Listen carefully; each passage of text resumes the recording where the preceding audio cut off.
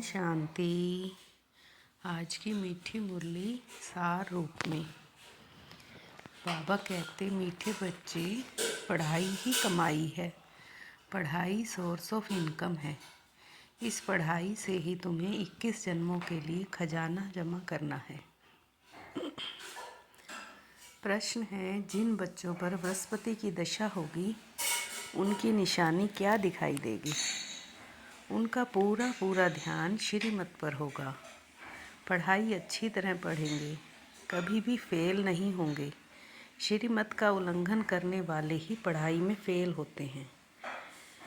उन पर फिर राहु की दशा बैठ जाती है। अभी तुम बच्चों पर बृहस्पति, बाप द्वारा बृहस्पति की दशा बैठी है। गीत है, इस पाप की दुनिया से दूर कहीं ले चल।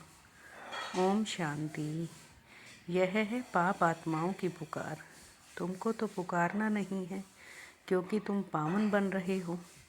यह धारण करने की बात है। बड़ा भारी यह खजाना है।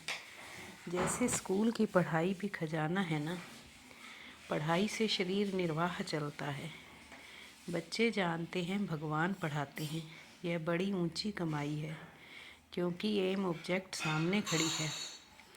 सच्चा यह सत्संग सारे कल्प में एक ही बार होता है, जबकि पुकारते हैं, पतित पावन आओ।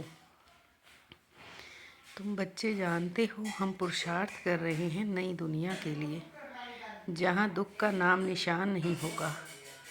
तुमको चैन मिलता है स्वर्ग में, नरक में थोड़ा ही चैन है।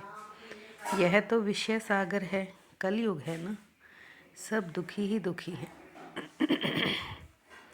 तुम्हारे पास ये 84 जन्मों का चित्र सीढ़ी बड़ा अच्छा बना हुआ है।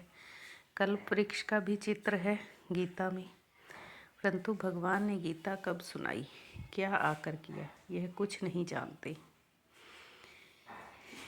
तुम बच्चों की बुद्धि में ड्रामा का चक्र पूरा बैठा हुआ है। इस 84 के चक्कर से तुम कभी छूट नहीं सकते हो, अर्थात यह दुनिया कभी ख़त्म नहीं हो सकती। यह 84 का चक्र बहुत ज़रूरी है। बाप तुम बच्चों की दशा वर्णन करते हैं। बाप तुम्हें बेहद की दशा बतलाते हैं। अभी तुम बच्चों पर बृहस्पति की अविनाशी दशा बैठी है। फिर है पढ़ाई पर मदार। कोई पर बृहस्पति की, कोई पर चक्र की, कोई पर राहु की दशा बैठी है। ना पास हुआ तो राहु की दशा कहेंगे। श्रीमत पर नहीं चलते हैं तो राहु की अविनाशी दशा बैठ जाती है। वह बृहस्पति की अविनाशी दशा, यह फिर राहु की दशा हो जाती। बच्चों को पूरा ध्यान देना चाहिए पढ़ाई पर। इसमें बहाना नहीं देना चाहिए कि सेंटर दूर है। मनुष्य यात्राओं पर जाते हैं, कितने धक्के खाते हैं, बहुत पैदल भी जाते थे। यह तो एक शहर की बात है। बाप की कितनी बड़ी यूनिवर्सिटी है, जिससे तुम यह लक्ष्मी नारायण बनते हो। ऐसी ऊंच पढ़ाई के लिए कोई कहे दूर पड़ता है या फुर्सत नहीं है, तो बाप क्या कहेंगे, यह बच्चा तो लायक नहीं है। बाप ऊंच उठाने आते, यह अपना सत्यानाश कर देते। श्रीमत कहती है, पवित्र बनो, दैवी गुण धारण करो, इकट्ठे रहते भी विकार में नहीं जाना। बीच में ज्ञान योग की तलवार है। हमको तो पवित्र दुनिया का मालिक बनना है। अभी तो पतित दुनिया के मालिक है ना। वे देवताएं डबल सिरताज, फिर आधा कल्प बाद लाइट का ताज उड़ जाता है। इस समय लाइट का ताज कोई पर भी नहीं है। यह ईश्वरीय दरबार है।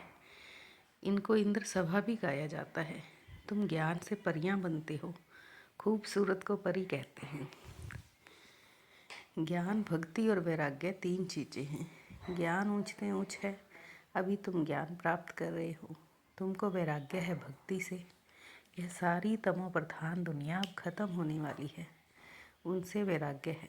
जब नया मकान बनाते हैं तो पुराने से वैराग्य हो जाता है ना।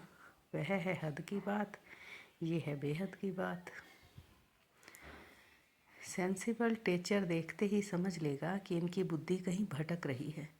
क्लास के बीच में कोई उबासी लेते या झुटका खाते हैं तो समझा जाता है इनकी बुद्धि कहाँ घर बार या धंधे तरफ भटक रही है। उबासी थकावट की भी निशानी है। धंधे में मनुष्य की कमाई होती है तो रात को 1-2 बजे तक भी बैठे रहते हैं। यहाँ तो बाप कितना खजाना देते हैं। उबासी देना घाटे की निशानी है। देवाला मारने वाले गुटखा खाते बहुत उबासी देते हैं। यह भी गायन है, जैसा अन्न वैसा मन। पतित पावन बाप से कोई बात छिपानी नहीं है। सर्जन से छिपाया तो बीमारी छूटेगी नहीं। यह है बेहद का अविनाशी सर्जन। इन बातों को दुनिया तो नहीं जानती है। तुमको भी अभी नॉलेज मिल रही है, फिर भी योग में बहुत कमी है। याद बिल्कुल करते नहीं हैं। यह तो बाबा जानते हैं। फट से कोई याद ठहर नहीं जाएगी। नंबरवार तो है ना। जब याद की यात्रा पूरी होगी तब कहेंगे कर्मातीत अवस्था पूरी हुई। फिर लड़ाई भी पूरी लगेगी। तब तक कुछ न कुछ होता फिर बंद होता रहेगा। कहते हैं बाबा ऐसी जगह ले चलो जहाँ चैन हो। स्वर्ग में चैन ही चैन है, दुख का नाम नहीं। स्वर्ग कहा ही जाता है सतयुग को, अभी तो है कलयुग।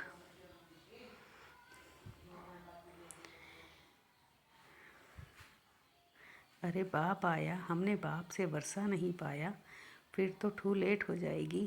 बाप स्वर्ग की बादशाही देने आते हैं, वह गंवा बैठे। इसलिए बाबा समझाते हैं कि बाबा के पास हमेशा मजबूत को ले आओ, जो खुद समझकर दूसरों को भी समझा सके। बाकी बाबा कोई सिर्फ देखने की चीज़ तो है नहीं। शिव बाबा कहाँ दिखाई पड़ता है। धारणा है इस पुरानी दुनिया को देखते हुए बुद्धि का योग बाप व नई दुनिया तरफ लगा रहे। ध्यान रहे कर्म इंद्रियों से कोई विकर्म ना हो। हमेशा शुद्ध कर्म करने हैं। अंदर कोई बीमारी है तो सर्जन से राय लेनी है। दूसरा है संग दोष बहुत खराब है, इससे अपनी बहुत बहुत संभाल करनी है। अपने को और परिवार को सुखदायी बनाना है।